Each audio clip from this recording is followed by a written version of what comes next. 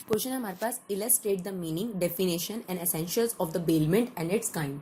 तो बेलमेंट भी अपने आप में कॉन्ट्रैक्ट होता है, क्या मीनिंग होता है उसका, क्या एसेंशियल्स होते हैं उसके और क्या काइंड्स होते हैं, ये हमें बताना है।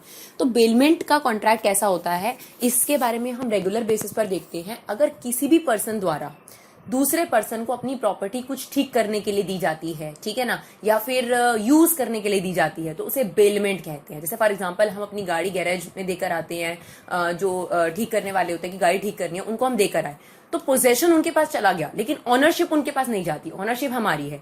जैसे ही वो गाड़ी ठीक हो जाएगी हम उसकी पेमेंट करेंगे और हम अपनी गाड़ी को वहां से वापस लेकर आ सकते हैं, ठीक है। सेम फॉर वॉच, अगर मैं आपको वॉच सेल डलवाना है, उसमें कोई खराबी आ गई है, तो मैं एक जो भी वॉच वाली शॉप है वहां जाकर वॉच को देकर आती हूँ, तो उनके पास उसका पोजेशन जरूर है। तो ये जो पोजेशन हमारे द्वारा उनको डिलीवर किया जा रहा है, इस तरीके के पोजेशन को यूज करने के लिए, हायर करने के लिए, ठीक करने के लिए जो दिया जा रहा है, ये बेलमेंट है। एक और एग्जाम्पल, अगर आपका फ्रेंड जो है वो आपसे क्या कहते हैं, आपका कैमरा यूज करने के लिए लेके चला जाता है, तो this is a type of bailment also, ठीक है ना। तो बेलमेंट के अंदर क्या होता है, एक पर्सन होता है जिस पर्सन के द्वारा दूसरे पर्सन को वो प्रॉपर्टी या वो जो मूवेबल गुड्स हैं, खासतौर पर मूवेबल गुड्स, इमूवेबल नहीं, मूवेबल गुड्स यूज करने के लिए या फिर ठीक करने के लिए किसी पर्पज से आप उसको पोजेशन देकर आए हो, लेकिन वो उसकी ऑनरशिप नहीं अटेन कर पाया है, उसका टाइटल उसके पास नहीं है, ऑनरशिप अभी भी आपके पास है, that is a contract of bailment. तो यहां पर दो पार्टीज होती हैं, बेलर और बेली।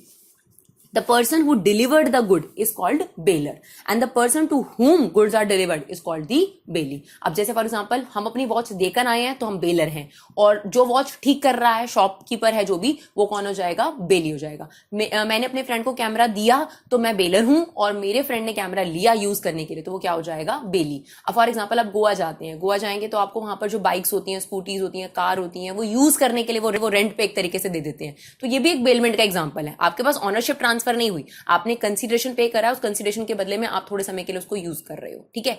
जनरली तो ये रूल होता है कि जैसा प्रॉपर्टी, जैसी मूवेबल गुड्स बेलर ने आपको दी है, बिल्कुल एज इट इज फॉर्म में आप उसको वापस ठीक करके उसको रिटर्न करोगे, उसमें कोई चेंजेस नहीं कर सकते। लेकिन एक्सेप्शंस आर देयर। जैसे फॉर एग्जांपल आपने टेलर को कपड़ा दिया तो उसने उसका कोट बना दिया, सूट बना दिया, तो this is a type of bailment, और इसमें कोई प्रॉब्लम नहीं है कि आपने मेरे कपड़े को चेंज कर दिया, क्योंकि आपकी मर्जी से उसमें चेंजेस लाए गए हैं। अब आप वीट देकर आए तो फ्लोर मिल वाले ने उसको क्या बना दिया, फ्लोर बना दिया, तो this is a type of bailment, उसको आपको वो प्रोडक्ट जो है वो वापस करना पड़ेगा, ठीक है। तो कॉन्ट्रैक्ट ऑफ बेलमेंट में एक पर्सन है बेलर जो अपनी प्रॉपर्टी बेली को देता है, और जब एक पर्टिकुलर पर्पस कंप्लीट हो जाता है तो वो गुड उसको वापस रिटर्न करने होते हैं। तो अब इसकी डेफिनेशन क्या है, according to section 148, a bailment is the delivery of good by one person to another for some purpose, ठीक है, upon a contract also, that is goods. जो जनरली हम लोग इसमें प्रॉपर्टी ट्रांसफर करते हैं, डिलीवर करते हैं, वो मूवेबल गुड्स की बात होगी।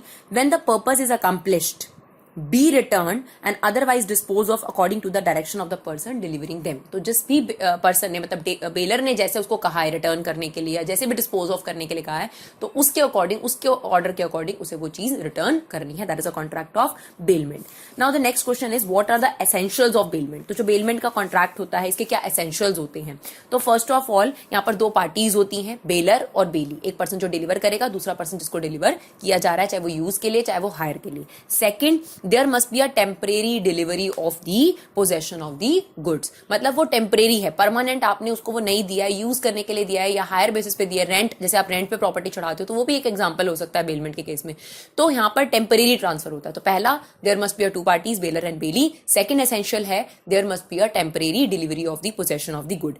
यहां पर आपके पास जो डिलीवरी होती है वो एक पर्टिकुलर कॉन्ट्रैक्ट के बेसिस पर होती है, कि आपको एक पर्पस दिया गया, वो पर्पस आपको कंप्लीट करना है उसके बाद, और वो आपको क्या कर देना है, वापस कर देना है। और जो भी कॉन्ट्रैक्ट के अंदर वैलिड एसेंशियल्स हैं, जैसे ऑफर, एक्सेप्टेंस, आप एक शॉपकीपर के पास जाके पूछोगे ना कि आप मेरी गाड़ी ठीक कर दोगे, तो वो कहता है हाँ, एक्सेप्ट कर लेता है, फिर वो आपके साथ एक अमाउंट तय करता है कि इतने कंसीडरेशन में मैं ठीक करूंगा। तो जो वैलिड कॉन्ट्रैक्ट के एसेंशियल्स हैं, offer, acceptance, agreement, lawful consideration, lawful object, वो सब इसके अंदर मिलते हैं। तो it is a type of contract also, ठीक है।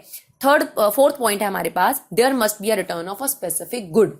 और जब भी बेलमेंट करी जाती है तो बेलर अपना बता देता है कि मेरा ये वाला गुड आपने वापस करना है। जैसे अगर मैंने कैमरा दिया तो मैं कैमरे में कोई मॉड्यूलेशन नहीं चाहती, मैं चाहती हूँ मेरा कैमरा मुझे वापस कर दिया जाए। लेकिन अगर मैंने क्लॉथ दिया और मैंने टेलर को बोला है कि आपने सूट बना के वापस करना है, तो वो स्पेसिफिक गुड पहले से ही हमारे कॉन्ट्रैक्ट में तय होता है कि आप मुझे किस फॉर्म में उसको वापस करोगे, ठीक है ना। तो return of the specific goods. तो ये हमारे पास चार एसेंशियल्स हो गए बेलमेंट के। पहला, there must be two parties, bailor and payee. Second, there is a temporary delivery of the good. Third, there is a contract और वैलिड कॉन्ट्रैक्ट के सारे एसेंशियल्स भी होंगे इसके अंदर. चौथा, यहाँ पर वही स्पेसिफिक गुड वापस करना है जिसके बारे में बेलमेंट के कॉन्ट्रैक्ट में बात हुई है. फिर काइंड्स ऑफ बेलमेंट है. तो काइंड्स ऑफ बेलमेंट में आपके पास है सबसे पहला है डिपॉजिट. डिपॉजिट वही सिंपल बेलमेंट जो हम कह रहे हैं कि मैं अपनी चीज किसी के पास जाकर रखवाई और कहा कि ठीक करके मुझे वापस कर देना. That is what deposit. फिर होता है कॉमडेटम. कॉमडेटम में क्या है कि अगर एक फ्रेंड द्वारा दूसरे फ्रेंड को कुछ यूज करने के लिए चीज दी गई है तो it is a type of bailment, लेकिन उसका नाम है कॉमडेटम. ठीक है ना. थर्ड है हायर. हायर में क्या होता है, कोई चीज रेंट पे ले लेना. जैसे मैंने कहा कि गोवा में स्कूटीज जो है वो आपको रेंट पे मिल रही हैं, तो this is a type of bailment, लेकिन उसका नाम क्या कहलाता है, हायर. उसके बाद है पॉन. पॉन में क्या होता है कि PAWN, इसके अंदर क्या होता है कि आप अपनी प्रॉपर्टी दूसरे को देकर आते हो लेकिन उसकी ऑनरशिप ट्रांसफर नहीं होती बिकॉज आपने कोई लोन लिया है. मोर्टगेज के तौर पर आप कह सकते हो बेलमेंट आपने करी है. तो अगर मैंने किसी से लोन लिया और अपनी प्रॉपर्टी के कागजात उसको गिरवी रखवा दी या मैंने अपना गोल्ड गिरवी रखवा दिया उसको, तो यहाँ पर भी वो एक बेलमेंट है and that bailment is known as specifically pawn. ठीक है.